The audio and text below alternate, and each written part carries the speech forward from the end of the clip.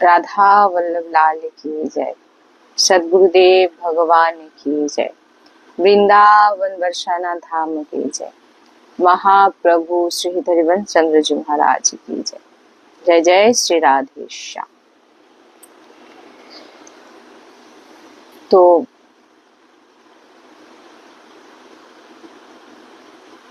যে কোনো মনের প্রশ্ন যেগুলো আমরা অনেক দূর থেকে যে ইউটিউব ভক্ত যারা আছেন, যারা ধামে আসতে পারছেন না,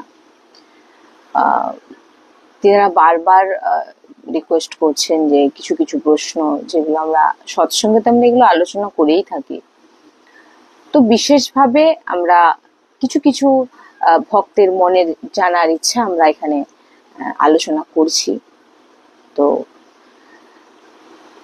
যে ভক্ত বলছেন যে যে কোনো মনোকামনা পূর্ণ করতে গেলে কি কি করব, মানে তিনি বলতে চাইছেন যে যে কোনো মনের বাসনাকে পূর্ণ করতে গেলে আমাদের কি করা উচিত, কি করলে আমরা মনের বাসনা পূর্ণ হবে। তো এই প্রশ্নটা প্রায় মানুষের ভিতরেই আসে যে আমরা যেটা চাই সেটা যেন আমরা পাই।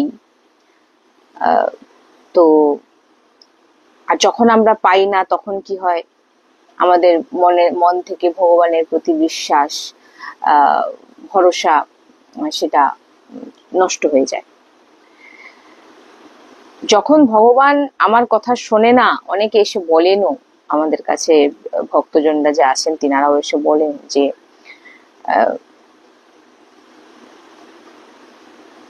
ভগবানকে এত বললাম, ভগবানের কাছে এত প্রার্থনা করলাম, ভগবান আমার কথা শোনেনি, বা আমি যেটা চাইছি সেটা আমাকে দেয়নি। তো আমার ভগবানের প্রতি বিশ্বাস পরপর উঠে যাচ্ছে।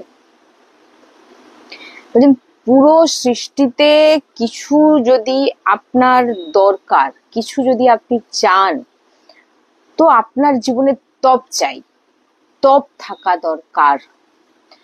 কারণ ভগবানের কাছে যখন আপনি চাইছেন সেখানে কিন্তু আপনার তপ থাকা দরকার। কারণ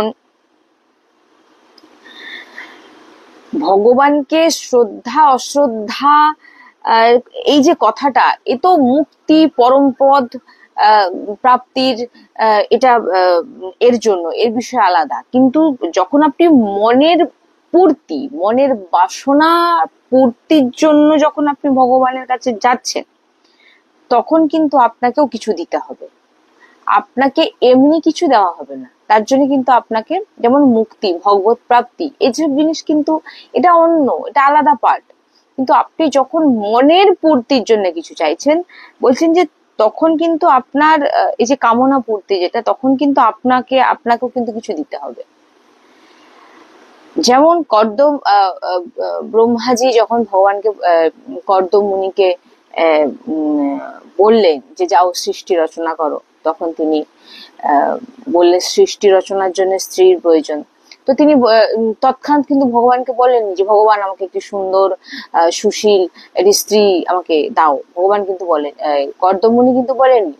তিনি কিন্তু 10,000 বছর তপস্যা করলেন এবং বিশ্বের শ্রেষ্ঠ সুন্দরী ধর্মযুক্ত ধর্মরাজ, মনু শতরূপা থেকে প্রকট শ্রী দেবভূতি দেবীর সঙ্গে তিনার কিছু করতে হবে, আপনাকে তপ করতে হবে। আপনাকে আপনার মনোবাসনার জন্য পূরণের জন্য আপনি এমনি এমনি পাবেন না, আপনাকে কিছু করতে হবে। তপ এখানে বলছেন যেটা, যে তিনি যেটা জানতে চাইছেন যে যে কোনো মনোকামনা পূর্ণের জন্য আপনাকে তপ করতে হবে। কি তপ করতে হবে? আপনি ব্রত করুন, আপনি নাম জপ করুন, আপনি দান ইত্যাদি, মোটামুটি আপনার মনের ইচ্ছে পূরণের জন্য আপনাকে কিন্তু তপ করতে হবে। পরিষ্কার কোথায়, যেটা এখানে মানে আমরা যেটা পেয়েছি, তপ করব না, কোনো কিছু করব না, ভগবানের কাছে চাইবো কেন? ভগবান আপনাকে দেবে। এখন আপনি যদি একটা সাধারণ ব্যক্তির কাছে কিছু চাইতে চান, তার কাছ থেকে আপনাকে কিছু চাইতে হলে হয় তার সঙ্গে আপনার সঙ্গে কোনো সম্পর্ক যদি থাকে, আমি তো একটা কথা সবসময় সৎসঙ্গে বলেই থাকি যে ভগবানের কাছে যখন আমরা চাই, আমাদের সঙ্গে ভগবানের কি সম্পর্ক আছে, ভগবান কেন আমাকে দেবে। এবার যদি কেউ বলে যে আমি আমি এই বিষয়টা নিয়ে আগে অনেকবার চর্চা করছি, এবার কেউ যদি বলে যে আমি ভক্ত হিসাবে ভগবানের কাছে চাইছি, তাহলে ভক্ত যদি তুমি নিজেকে বলে থাকো, তাহলে ভক্তের সমস্ত ভার ভগবান গ্রহণ করে, ভগবান নিজে ভরণ পোষণ করে ভক্তের। আর ভক্ত কখনো দু হাত জোড়ো করে প্রভুর কাছে চান না। এবার আপনার ইচ্ছা পূর্তির জন্য যখন আপনি চাইছেন, তখন কিন্তু আপনাকে তপ অবশ্যই করতে হবে। সে আপনি ব্রত বলুন, তীর্থ বলুন, যে কোনো কিছু আপনাকে মোটামুটি করতে হবে। তার পরিবর্তে যেমন কর্দম মুনি 10,000 বছর তপস্যা করার পর দেবভূতির মতো তিনি স্ত্রীকে তিনি প্রাপ্তি করেছিলেন। হ্যাঁ, তো আপনাকে কিছু না কিছু যদি মনোবাসনা পূরণ করার জন্য আপনাকে কিন্তু তপ অবশ্যই করতে হবে, ভগবানের নাম জপ করতে হবে, ভগবানের তপ করতে হবে, সেবা করতে হবে, দান করতে হবে, ব্রত করতে হবে। হ্যাঁ, আর ভগবত প্রাপ্তি এসব বিষয় কিন্তু আলাদা, আর মনের পূর্তি এ বিষয় আলাদা। হ্যাঁ, পরে একজন তিনি জানতে চাইছেন যে ভগবত প্রাপ্তি কিভাবে হবে। এরপরে বলছেন যে ভগবত প্রাপ্তি কিভাবে হবে। ভগবত প্রাপ্তি মানে নিজের মনের ভিতরে কোনো কিছু ইচ্ছে না রেখে, কোনো কিছু কামনা বাসনা কিচ্ছু থাকবে না, শুধু প্রভু আর প্রভু। ভগবানকে কিভাবে খুশি করব, ভগবানকে কিভাবে প্রসন্ন রাখবো, প্রভুর জন্য সবকিছু করা, আর সন্ত গুরু আচার্যজন যে মার্গ আমাদের দেখাচ্ছেন সেই মার্গ অনুযায়ী চলা, একেই ভগবত প্রাপ্তি বলে। এবারে আপনি যদি ভগবত প্রাপ্তিকে যদি অন্য মার্গ দিয়ে থাকেন যে আমি ব্রত করে ভগবত প্রাপ্তি হয়ে যাবে, এটা কিন্তু বলা হচ্ছে না। আপনার মনোবাসনা পূর্ণ, সবকিছু ইচ্ছে ইত্যাদি এগুলো পূরণের জন্য আপনার এ পার্ট কিন্তু আলাদা। কিন্তু যখন ভগবত প্রাপ্তির মার্গ এসে যাচ্ছে, সেখানে কিন্তু আপনাকে, হ্যাঁ, এখানেও আপনাকে নাম জপ করতে বলা হবে, কিন্তু এটা নিষ্কাম ভাবে, এখানে কোনো কামনা নেই। আমি নাম জপ যদি করে থাকি, আমি প্রভুর কীর্তন যদি কোনো কিছু মানে করে থাকি, বা প্রভুর লীলা গায়ন করে থাকি, লীলা শ্রবণ করে থাকি, এটা প্রভুকে প্রসন্ন করার জন্য আর নিজে সেই রসার সাধনের জন্য, কোনো কিছু প্রাপ্তির জন্য নয়। আর ভগবত প্রাপ্তি কিভাবে হবে, ভগবত প্রাপ্তি নাম জপ, সন্তজনের দেখানো মার্গ অনুযায়ী চলা, এইভাবে চললে, নাম জপ করলে, নিজের দিনচর্চা ঠিক রাখলে নিশ্চিত ভগবত প্রাপ্তি। নিত্য সব সময় আপনার জিহ্বায় নাম চলবে, আপনার হৃদয়ে নাম চলবে, সন্ত গুরু আচার্যজনের নির্দেশ অনুযায়ী মন মানি আচরণ করা চলবে, তবে আপনার ভগবত প্রাপ্তি হবে। মনের বিরুদ্ধে মনকে মেরে যে চলেছে, সেই ভগবত প্রাপ্তি করেছে।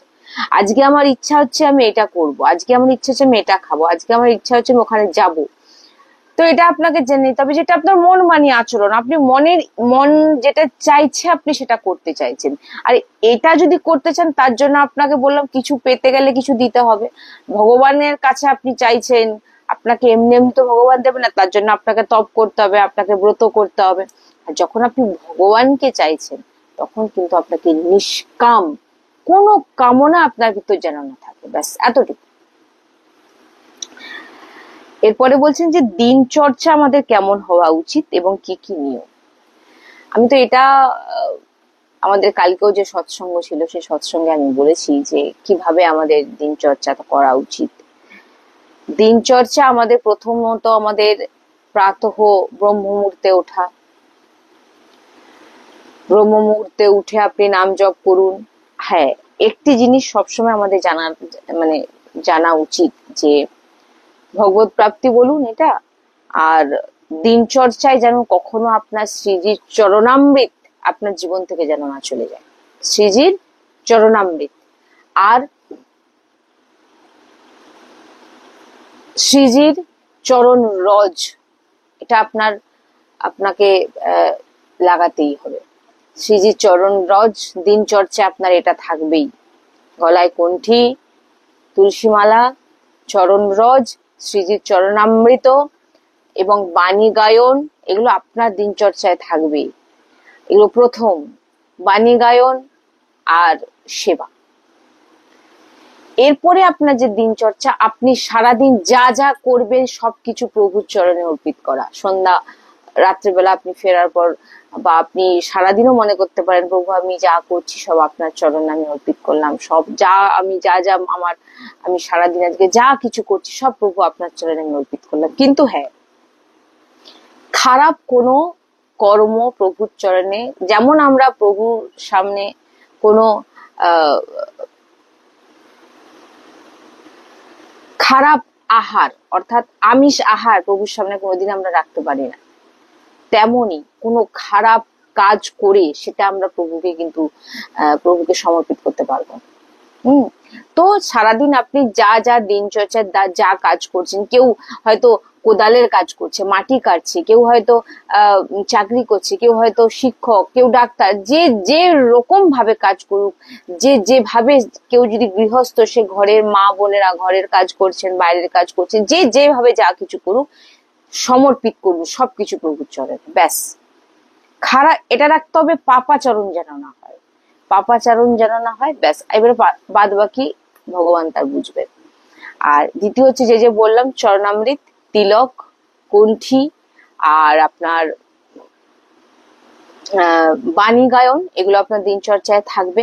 শুদ্ধ আহার, সাত্বিক আহার, ঘুম অল্প, আর কথা বলুন কম।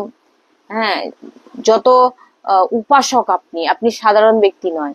আমরা এটা কালকেও সৎসঙ্গের বিষয় নিয়ে আমরা আলোচনা করেছি। আপনার দিনচর্চা এগুলো থাকা খুবই দরকার। একটা সময় আপনি নাম জপ করুন এবং নিত্য নিরন্তর মালায় করলে একটা সময় করে নিন, আর নিরন্তর প্রভুর চিন্তন, নাম চিন্তন করুন নিরন্তর। কি করে জানবো যে নাম জপের ফল পাচ্ছি? খুব সুন্দর জানার ইচ্ছে যে কি করে জানবো। প্রথমেই বললাম না যে ভগবত প্রাপ্তি কিভাবে হবে। ভগবত প্রাপ্তি হচ্ছে আপনার ভিতরে কোনো কামনা নেই, সংসারের কোনো বস্তুর প্রতি যদি আপনার কামনা থাকে তাহলে কিন্তু এখানে অন্য জিনিস হয়ে যাচ্ছে। সংসারের প্রতি কোনো কামনা রাখা চলবে না। এবার নাম জপের ফল, আপনি অনেক নাম জপ করছেন, 2 মালা 3 মালা 4 মালা নাম জপ করলেন, কিছুদিন করার পর যখন আপনার মনের ইচ্ছে পূরণ হচ্ছে না, আপনি যেটা চাইছেন সেটা পাচ্ছেন না, তখন এবার আপনার মনে হবে যে ভগবানের নাম জপ করছি কিছু পেলাম না।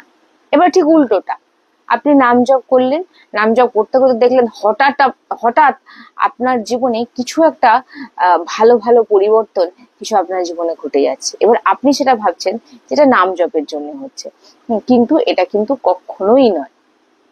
কারণ নাম জপ হচ্ছে নতুন ফসল। আর যা যা আপনার জীবনে সুখ আসছে বা দুঃখ আসছে, যেটাই আসছে, এটাকে আপনাকে জেনে নিতে হবে। যদি সুখ এসে থাকে তাহলে এটা আপনার সুকৃতের ফল আপনি পাচ্ছেন, আর যদি দুঃখ এসে থাকে তো আপনি কোনো খারাপ কাজ করেছেন যার ফলে আপনাকে দুঃখ দেওয়া হচ্ছে। তো মালা জপ করে যদি আপনার ব্যাংক ব্যালেন্স বাড়ে, মালা জপ করে যদি আপনার সুন্দর স্ত্রী পুত্র আপনি পান, মালা জপ করে যদি আপনি বিল্ডিং তৈরি করেন, তো এটা জেনে নেবেন, কখনোই ভাববেন এটা মালা জপের ফলে হচ্ছে। এটা আপনার সুকৃতিতে আপনার ভালো ভালো কিছু হয়ে যাচ্ছে। কিন্তু আপনার খারাপ কাজও তারও ফল আপনি পাবেন এবং ভালো কাজেরও ফল আপনি পাবেন। কিন্তু নাম জপের জন্য নাম জপ হচ্ছে নতুন ফসল। নাম জপ সমস্ত খারাপ, পাপ, পুরনো সবকিছুকে নষ্ট করে ভগবানের চরণ প্রাপ্তি করে দিতে পারে এই ভগবানের নাম। তাই ভগবানের নাম জপ করছি বলে ফলের আশা করা, এটা তো প্রথম ভুল। আমি নাম জপ করছি প্রভু প্রাপ্তির জন্য। প্রাপ্তি মানে প্রভুকে খুশি করার জন্য, প্রভুকে প্রসন্ন করার জন্য আমি নাম জপ করছি না। প্রভুর নাম উচ্চারণ করে আমি তৃপ্তি পাচ্ছি, আমি শান্তি পাচ্ছি, আমার জিহ্বা, আমার যে রসনা, সে শান্তি পাচ্ছে। নাম জপ মানেটা বুঝুন আগে। এটা আমাদের আগে বুঝতে হবে যে নাম জপ করছি, নাম জপের ফল কি। আপনি কখন বুঝবেন যে আপনার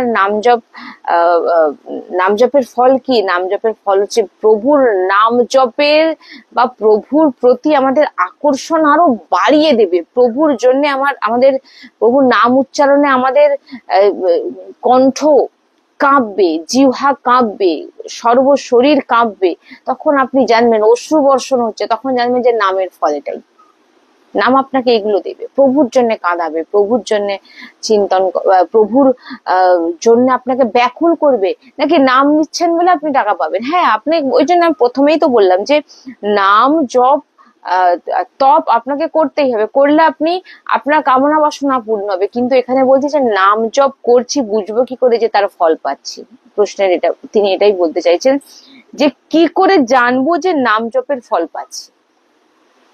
নাম জপের ফল যখন আপনি জানবেন যে আমার গোটা সর্বশরীর কাঁপছে নাম উচ্চারণে, নাম নিতে ভালো লাগছে, নাকি শেষ করব, কখন শেষ করব, কখন শেষ করব, 12 মালা কখন শেষ করব, 16 মালা কখন শেষ করব, এটা কিন্তু নয়। যখন নাম উচ্চারণ করতে করতে আপনার ভিতরে পিপাসা বাড়বে যে আরো যেন নাম, এটা হচ্ছে নামের ফল। আর নামের ফল কখনোই আপনারা ভাববেন না যে আমি অর্থ বেড়ে যাচ্ছে ইত্যাদি, এটা কিন্তু নাম জপের ফল নয়। কারণ এটা আপনার সুকৃত আপনার ছিল, যার জন্য আপনি ফল পাচ্ছেন। এরপরে বলছেন যে কেউ গালাগালি অপমান করলে কি করা উচিত। এটা তো আমরা সৎসঙ্গে বারবার আলোচনা করছি। আপনারা সৎসঙ্গকে খুব ফলো করুন। সৎসঙ্গকে আপনারা ফলো করলে আপনারা এই যে সমস্ত প্রশ্নগুলো, এই সমস্ত কিছুর উত্তর আমরা কিন্তু আপনারা পেয়ে যাবেন। কেউ গালাগালি অপমান করলে কি করা উচিত। কেউ গালাগালি অপমান করলে নিজেকে শান্ত রাখুন। সেখান থেকে যখন তলোয়ার আসছে, আপনি ঢাল, শান্তিরূপী যে ঢাল, সেই তলোয়ারের সামনে, গালাগালি রূপী, অপমান রূপী তলোয়ারের সামনে আটকে দিন। তাকে ক্ষমা করে দিন, তাকে ক্ষমারূপী ঢাল সামনে রেখে দিন, তাকে ক্ষমা করে দিন। এবং অপমান করছে, কেউ নিন্দা করছে, আপনার ভিতরে খুব খারাপ লাগছে, ভজনকে বাঁচান। তার জন্য আপনি কি করবেন? নিন্দা গালাগালি, প্রথম তো আমি বলেছি যে নিন্দা গালাগালি করলে এটা আপনার ভালো। কারণ কি, আপনার যে পাপ আছে সেগুলো সে তার নিজের জিহ্বা দিয়ে সে পরিষ্কার করে নিচ্ছে, দিয়ে নিজের মাথায় চাপাচ্ছে। তো অতএব শান্তি বজায় রাখুন। আপনি ঘুরে কোনো কথা বলবেন না। নিজের মধ্যে সে ক্ষমতাকে বাড়ান যে কারোর সামনের কোনো খারাপ রিয়াক্ট করছে, সে গালাগালি করছে, আমি তাকে সেই জবাব আমি তাকে দেব না। কারণ আমি সৎসঙ্গী, আমি সাধারণ ব্যক্তি নয়, আমি ভগবানের সৎসঙ্গ শুনি, সদ্গুরু চরণে আশ্রয়। অতএব আমাকে কি করতে হবে? আমাকে শান্তি রাখতে, নিজের ভিতর একদম শান্ত রাখুন। আর ক্ষমা করুন, সামনের ব্যক্তিকে ক্ষমা করুন। আমার প্রভুই বলছে, আমার প্রভু বিরাজন, আপনি পার হয়ে যাবেন। ট্যাটু হাতে করা, এটা কি ঠিক?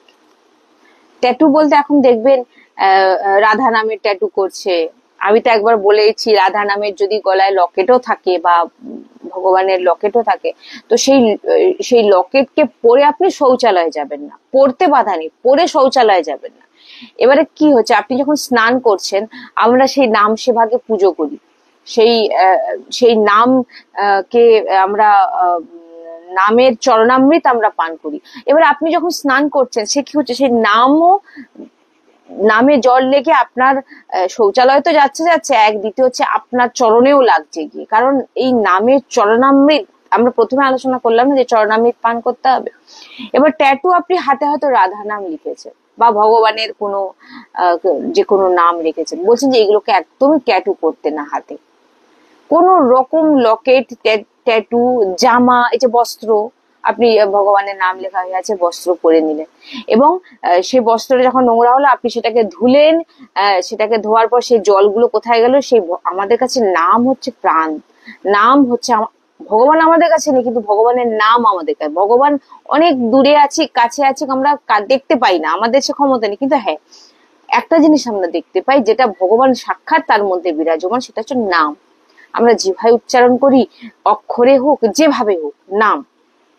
তো এবারে কি হবে যে নাম যখন আপনি হাতে ট্যাটু করছেন, সেটা কোন রকম ভাবে জলে বা জামা পরছেন, বস্ত্র পরছেন, একদম নামে আপনার কোনো ট্যাটু, কোনো জামায় নাম লেখা, কোনো লকেট, কিছু লকেট আমরা যেমন রাধা নাম পড়ি, রাধা নাম আপনি পড়লেন, যখন শৌচালয়ে গেলেন তার আগে খুলে দিলেন, খুলে দিয়ে এবার আপনি শৌচালয় সেরে এসে আবার পড়লেন।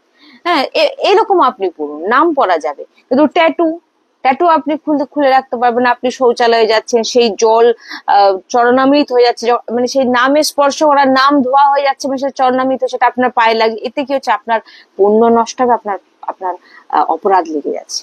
তাই ট্যাটু তো যা করবেন করবেন, ভগবানের নামের ট্যাটু, ভগবানের নামের লকেট, যদি লকেট পরে থাকেন, তো যে কোনো রাধা নামের যে মালা হয়, আমরা তুলসী মালায় পরি, তো সেগুলো শৌচালয়ে পরে যাবেন না। আর ট্যাটু হাতে, ভগবানের নামের কোনো ট্যাটু, আর কোনো কার্ডে ভগবানের কার্ড বলছি, হ্যাঁ, গুরুজি তো ভগবান কোনো কার্ডেও বলেছেন যে ধরুন কোনো একটা নাম বা কোনো বিগ্রহের আপনি করে দিয়ে দিলেন, কাউকে দিলেন, সে কার্ডটাকে নিয়ে এদিক ওদিক ফেললো, কে তার উপর দিয়ে চলে যাচ্ছে, হেঁটে চলে যাচ্ছে, সে দেখলোও না, এগুলো অনেক অপরাধ লেগে যায়। তাই জন্য এগুলো থেকে বাঁচবেন। আপনার দিক থেকে কে কি করলো দেখার দরকার, আপনার দিক থেকে আপনি চেষ্টা করবেন যে আমি যতটা এইগুলো থেকে নিজেকে সরিয়ে রাখতে পারি। ট্যাটু করব না, যদি কোনো আমি নামের মালা পরি, তো শৌচালয়ে নিয়ে যাব না, স্নানের সময় সেটা খুলে রেখে দিয়ে যাব, শৌচের সময় সেটা খুলে রেখে দিয়ে যাব। আর আর কোনো কোনো নাম লেখা বস্ত্র পরবো না। এগুলো আমাদের গুরুজি যেগুলো বলেছেন, আমি সেগুলোই আপনাদের বলছি। তো একদমই ট্যাটু করা একদমই যাবে না। মনে শান্তি কখন পাবো? দেখুন, সবার মনেই অশান্তি। হ্যাঁ, তো আবার ভাববেন না যে আমার মনে অশান্তি, কারণ হ্যাঁ, অনেকে তো আছে এরকম যে তাহলে আপনিও তাহলে অশান্তিতে। না, আমি অশান্তিতে না, আমি খুব ভালো আছি, রাধা রাধা বলি, রাধা রানীর বাচ্চা, গুরুজির বাচ্চা, খুব খুব খুব ভালোই আছি। অতএব শান্তি কখন পাবেন না, যখন আপনি ভগবানের নাম করবেন, ভগবানের কীর্তন করবেন, ভগবানের সৎসঙ্গ শুনবেন, সাধু সন্তের সমাগমে যাবেন, দেখবেন আপনার মনে ধীরে ধীরে শান্তি আসবে। না হলে যে ভগবানের সঙ্গে যুক্ত নেই, তাকে অর্থ দিয়ে দাও, তাকে বাড়ি গাড়ি সব দিয়ে দাও, সে এসি চালিয়ে নরম বিছানার উপর শুয়েও সে শান্তিতে থাকতে পারবে না, যদি তার জীবনে ভগবতের নাম না থাকে, ভগবানের চর্চা না থাকে। তাই শান্তি আসবে কি করে? নাম জপ করুন, সৎসঙ্গ শুনুন, আর সাধু সন্তের সঙ্গ করুন। অনেক পাপ করেছি, এখন কি করব? হ্যাঁ, অনেকে আছেন যিনারা, যেমন সব থেকে বড় বড় ব্রহ্ম হত্যা পাপ যেগুলো আমরা মানা হয়, পরস্ত্রী গমন, গৌ হত্যা, ব্রাহ্মণ হত্যা, এগুলো অনেক রকম খারাপ খারাপ পাপ থাকে। কেউ যদি করে থাকে, তো ইনি যেটা বলছে যে পাপ করেছি, অনেক খারাপ কাজ করেছি, তো কি করে আমি নিজেকে বাঁচাবো? তো তার জন্য বলছেন আপনি ব্রত করুন, তীর্থে যান, আর দান করুন, সাধু সন্তের সেবা করুন। হ্যাঁ, আর এমনিতে ভাগবতে তো বলাই আছে যে নাম সংকীর্তনম ইয়াস্য সর্ব পাপ প্রণাশনম প্রণাম দুঃখ শমনা তম নমামি হরিপরম। যে নাম সংকীর্তন করে আপনার সমস্ত পাপ নষ্ট হয়ে যাবে। তো পাপ নষ্ট করার জন্য দান ধ্যান করতে পারেন, তীর্থে যেতে পারেন, ব্রত করুন, নাম জপ করুন, আর সব থেকে তারপরে যেটা বলা হচ্ছে যে নাম সংকীর্তনমে আসছে সর্ব পাপ প্রণাশনম।